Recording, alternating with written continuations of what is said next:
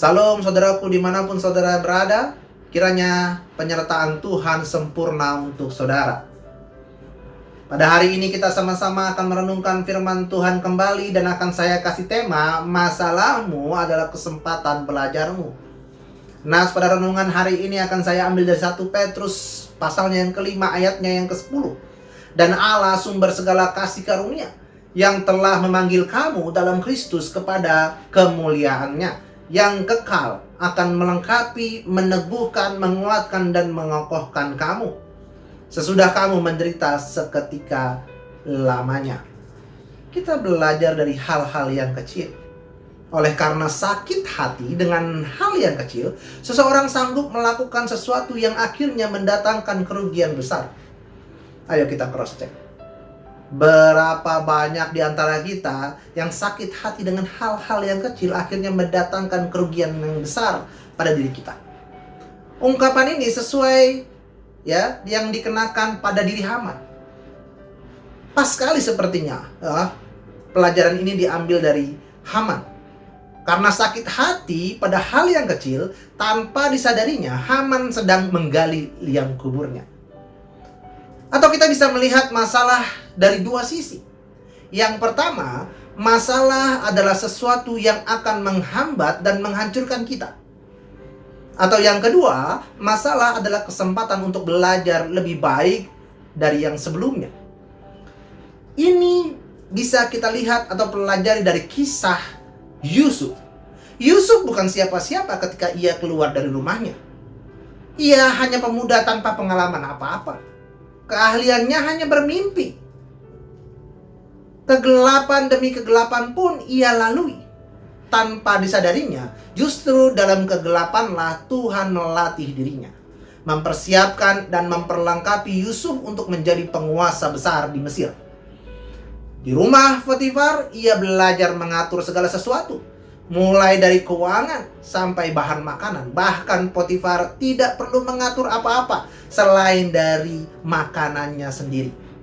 Di dalam penjara pun sama saja. Semua tahanan di sana dipercayakan kepada Yusuf.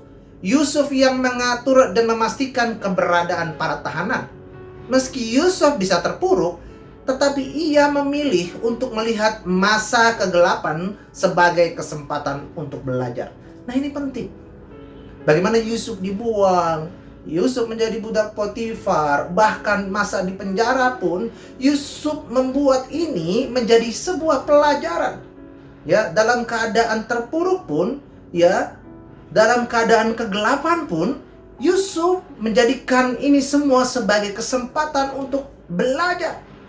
Sampai akhirnya ketika ia diangkat menjadi Perdana Menteri, ia sudah berubah.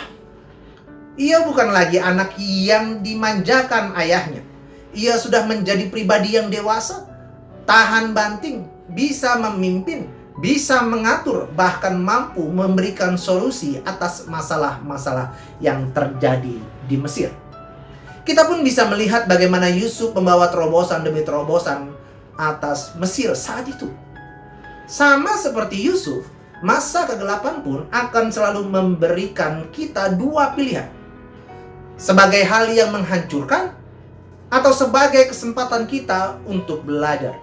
Bagi yang mau belajar, lihatlah apa yang akan Tuhan kerjakan atas kita. Ketika waktunya tiba, kita sudah menjadi pribadi yang berbeda. Jauh lebih kuat, lebih teguh dan kokoh dari sebelumnya. Saat kita menjadi pribadi-pribadi yang siap menerima pelangi kemuliaan Tuhan, Dia pun akan mengerjakan perkara-perkara lebih besar dan lebih cepat dalam hidup kita. Katakan haleluya. Nah, rema pada renungan singkat hari ini, Tuhan menjadikan kita lebih teguh, kuat, dan kokoh melalui penderitaan dan masalah. Saya akan memberikan sebuah pertanyaan yang saudara sendiri bisa menjawabnya. Saudara bisa catat dan bisa jawab sendiri, dan bisa saudara teguhkan di rumah. Pertanyaan untuk diri kita adalah, hal apakah yang bisa atau Anda lihat sebagai kesempatan untuk belajar di masa-masa pandemi ini bagi hidup Anda? Yang kedua, apa akibatnya jika Anda terus melihat masalah sebagai sebuah masalah dan bukan kesempatan untuk belajar? Yang ketiga, apakah komitmen Anda untuk terus belajar, mengasah diri supaya Anda bisa makin kuat dan kokoh?